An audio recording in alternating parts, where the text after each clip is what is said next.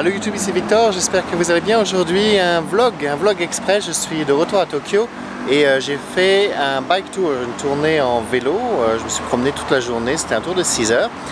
Comme sur le vélo filmé, c'était pas évident, j'ai décidé de retourner à quelques endroits que j'ai vus aujourd'hui en vélo et de vous montrer un petit peu quelques images de Tokyo. Bienvenue!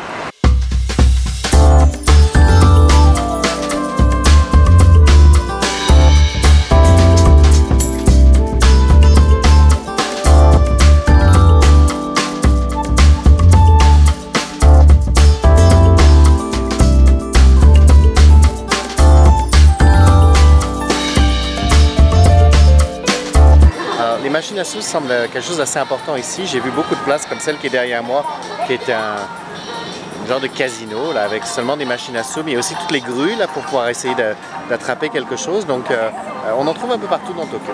Si vous avez de l'argent à dépenser et du temps à perdre, ben voilà. Alors un autre endroit important à Tokyo, c'est Shibuya Crossing. C'est un des plus gros carrefours qui existe, un carrefour piétonnier. Je ne me souviens plus du nombre de personnes qui traversent ce carrefour chaque jour, mais c'est très impressionnant. On va aller, il y a aussi quelques images que je vais vous passer, que j'ai pris d'une autre vidéo parce que je n'avais pas accès à tout ça, mais c'est très impressionnant. Le nombre de gens, c'est un peu épeurant.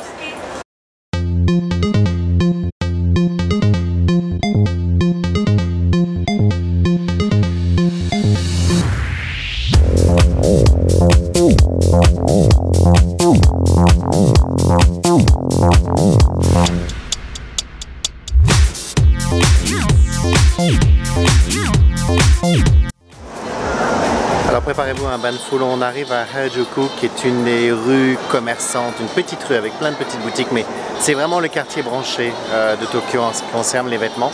C'est là que vous allez voir des gens avec des cheveux de plusieurs couleurs, vous allez voir des robes d'écolières retravaillées pour qu'elles soient plus sexy. Enfin, vous allez trouver plein d'affaires, mais il y a beaucoup de monde. Fait que, on va essayer de traverser la rue.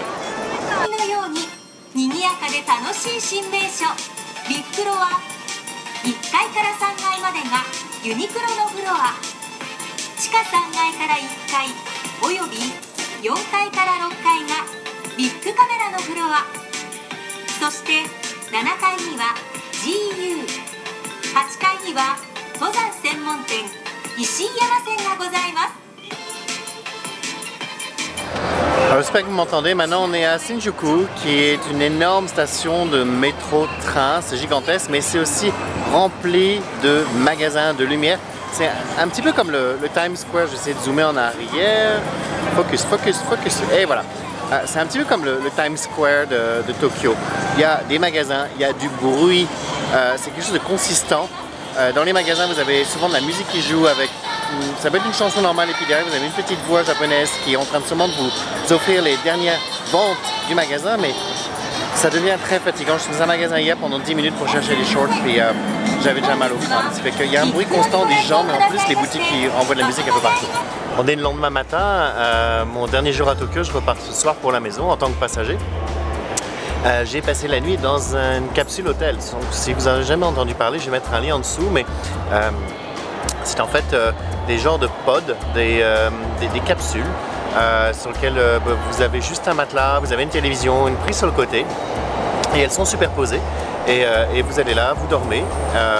Il y a aussi des salles de bain qui sont communes, mais qui sont super propres. D'habitude, j'aime bien avoir ma propre chambre, mais c'est vraiment très économique et je suis en plein cœur de Tokyo.